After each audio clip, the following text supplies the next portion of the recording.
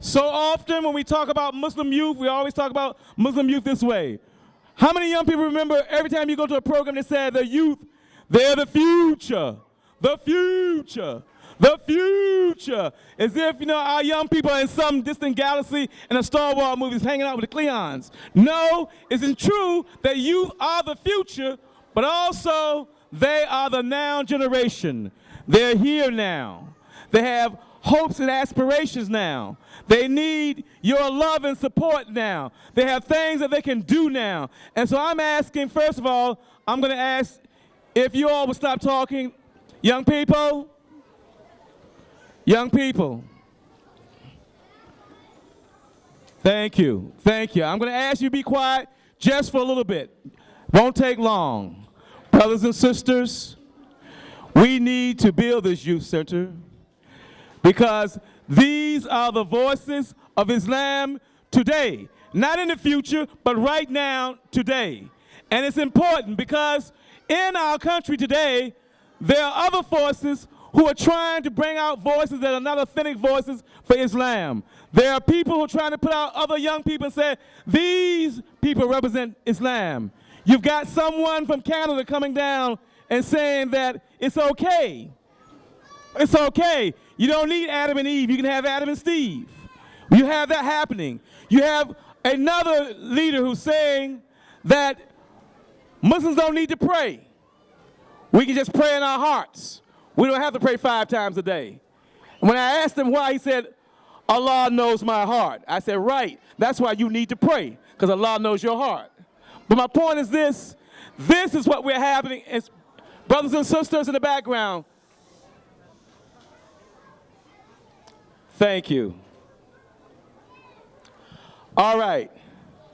I'm going to tell you a quick story, and then we're going to ask for your pledge tonight. We're going to ask for your donation. We're going to ask you to invest not in the future, but we're going to ask you to invest right now in the now generation. I was in Boston on a plane coming back, and I met this young brother who was on his way to a moderate Muslim conference that was being sponsored by Glenn Beck from CNN. And I don't know if you know about Glenn Beck, but Glenn Beck doesn't always have the best things to say about Muslims. But anyway, I was on the plane, and I met this young brother. His name was Muhammad. And Muhammad told me that he was 24 years old, and he was a PhD from Harvard. A PhD from Harvard. And I said, my gracious. And I said, Muhammad, what did you major in? And to get a PhD in 24 years. He said, I majored in philosophy. And Muhammad was a PhD in philosophy from Harvard.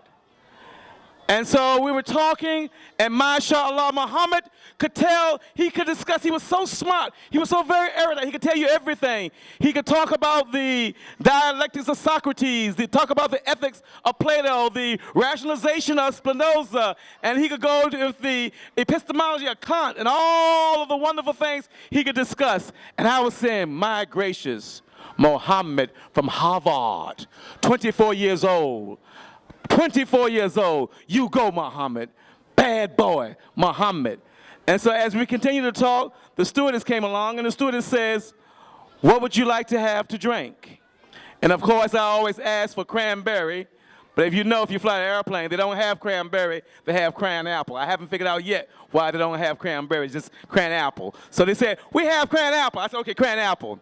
And then listen, shh, shh, shh, shh, shh. I want you to hear this. Shh. Please, everybody, just listen. Guess what Muhammad ordered? He said, I like a Bud Light. A Bud Light. Muhammad, PhD from Harvard. I said, now, something's wrong with that. Maybe the PhD stands for poor hopeless dummy, but we're going to hold back judgment. We're not going to make any judgment here. And so I figured, perhaps Muhammad studying and getting his PhD at 24, he had been studying so hard that he didn't realize that Bud Light had alcohol in it.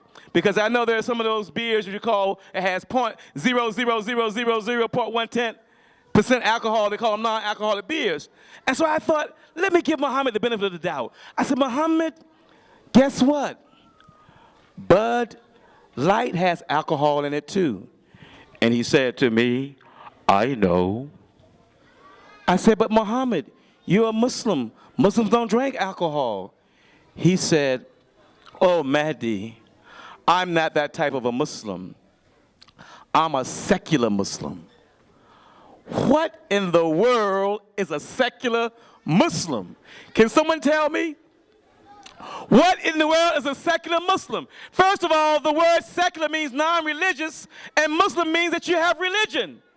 So how can you be non-religious and have religion at the same time? That's what we call a contradiction wrapped within an enigma, or the other thing we could call it is an oxymoron, or in Muhammad's case, just maybe a plain moron. But my point is this I'm trying to make to you, brothers and sisters, that this brother was on his way to represent the Muslim community on CNN network as a spokesman for Islam. So what I'm saying to you, if we don't invest in our authentic voices here, the authentic talent we have here, then if we don't invest in them, then they're trying to send other people out there and say, this is the voice of Islam. No.